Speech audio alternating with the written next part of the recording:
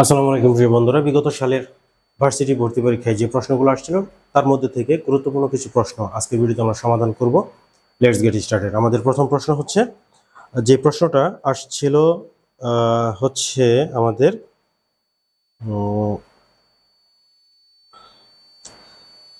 Medical ভর্তি পরীক্ষা 2020-21 সালে আসছিল। Are you an early riser? Early কোন পার্ট অফ স্পিচ? আর্লি হচ্ছে এখানে একটা অ্যাডভার্ব, সরি অ্যাডজেক্টিভ।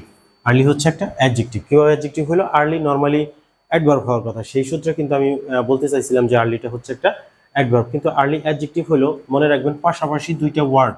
তোমরা মনে রাখবা যে পাশাপাশি দুইটা ওয়ার্ড যখন বসবে এবং দুইটা ওয়ার্ডের মধ্যে যখন খুব ঘনিষ্ঠ সম্পর্ক থাকবে তখন প্রথম ওয়ার্ডটা অ্যাডজেক্টিভ হবে এবং পরের ওয়ার্ডটা কিন্তু নাউন হবে। আমি আরেকবার বলছি অন্য একটা ভিডিওতে, laptop computer, laptop adjective, computer noun, university student, university adjective, student noun. এইভাবে দুইটা ওয়ার্ড পাশাপাশি বসলে প্রথমটা অ্যাডজেক্টিভ হয়, পরেরটা নাউন হয়। আর্লি রাইজার, এখানে রাইজার হচ্ছে ভার্ব এবং দুইটা ওয়ার্ডের মধ্যে খুব ঘনিষ্ঠ সম্পর্ক আছে, আর্লি রাইজার, আর্লি রাইজার।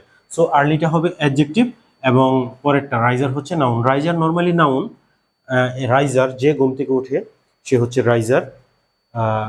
সকাল সকাল যে ঘুম থেকে মানে ওঠাকে বোঝাচ্ছে, যে উঠে সে হচ্ছে রাইজার। তো রাইজারটা কেমন? Early, early. সো এই রাইজার নাউন সম্পর্কে অতিরিক্ত তথ্য দিচ্ছে, যা নাউন এবং প্রনাউন সম্পর্কে অতিরিক্ত তথ্য দেয় সেটা কিন্তু অ্যাডভার্ব হয়। সেক্ষেত্রে এটা হচ্ছে সেটা অ্যাডজেক্টিভ হয়। সেক্ষেত্রে এই আর্লিটা হচ্ছে অ্যাডজেক্টিভ। আবার আরেকভাবে তুমি বুঝতে পারো, সেটা হচ্ছে দুইটা ওয়ার্ড পাশাপাশি বসলে প্রথমটা মানে দুইটার মধ্যে ঘনিষ্ঠ সম্পর্ক থাকলে প্রথমটা অ্যাডজেক্টিভ হয়, পরেরটা নাউন হয়।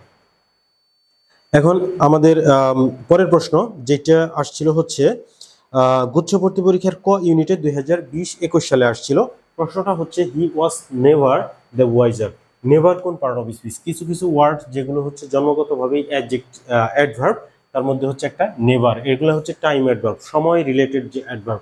নেভার, অলওয়েজ, ইয়েট, তারপর হচ্ছে এগো, তারপর হচ্ছে তোমার হচ্ছে যেটা অলওয়েজ বললাম আমি একটু আগে।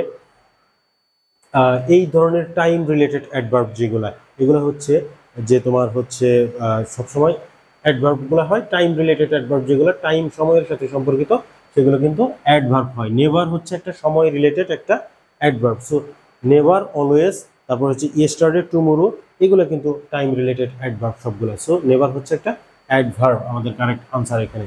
আমাদের পরের প্রশ্ন, যেটা এই প্রশ্নটা আসছিল হচ্ছে তোমার রাজশাহী ইউনিভার্সিটির ই ইউনিটে 2018-19 সালে আসছিল।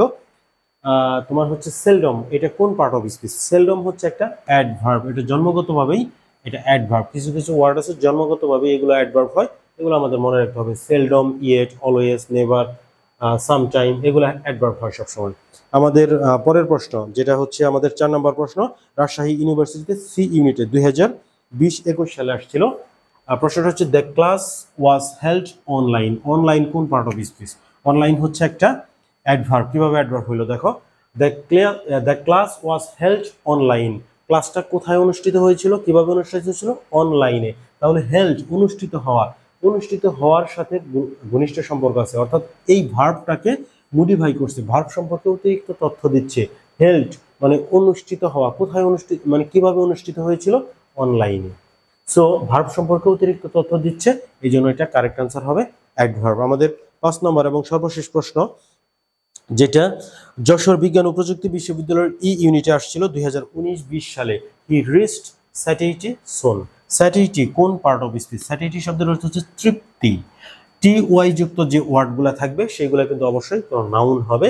সো সেই ক্ষেত্রে স্যাটিটি হচ্ছে একটা নাউন। আর তোমরা আরেকটা জিনিস মনে রাখতে পারো, স্যাটিটি শব্দের অর্থ হচ্ছে তৃপ্তি, যেটা বাংলা শব্দ একটা হচ্ছে নাউনকেই নির্দেশ করে, কোনো কিছুর নামকে নির্দেশ করে, বিশেষ্যকে নির্দেশ করে। সো স্যাটিটি হচ্ছে একটা নাউন, কারেক্ট আনসার। আজকের ভিডিও আমরা সমাধান করলাম বিগত সালের খুব গুরুত্বপূর্ণ 5টা প্রশ্ন, যেগুলো ভার্সিটির ভর্তি পরীক্ষায় আসছিল। তোমাদের আজকের ভিডিও যদি ভালো লাগে এবং পরবর্তী ভিডিও আপলোড হওয়ার সাথে সাথে যদি পেতে চাও, তাহলে এখনই ফলো অথবা সাবস্ক্রাইব করো ফেসবুক এবং ইউটিউব থেকে। Thanks for watching this video. আল্লাহ হাফেজ।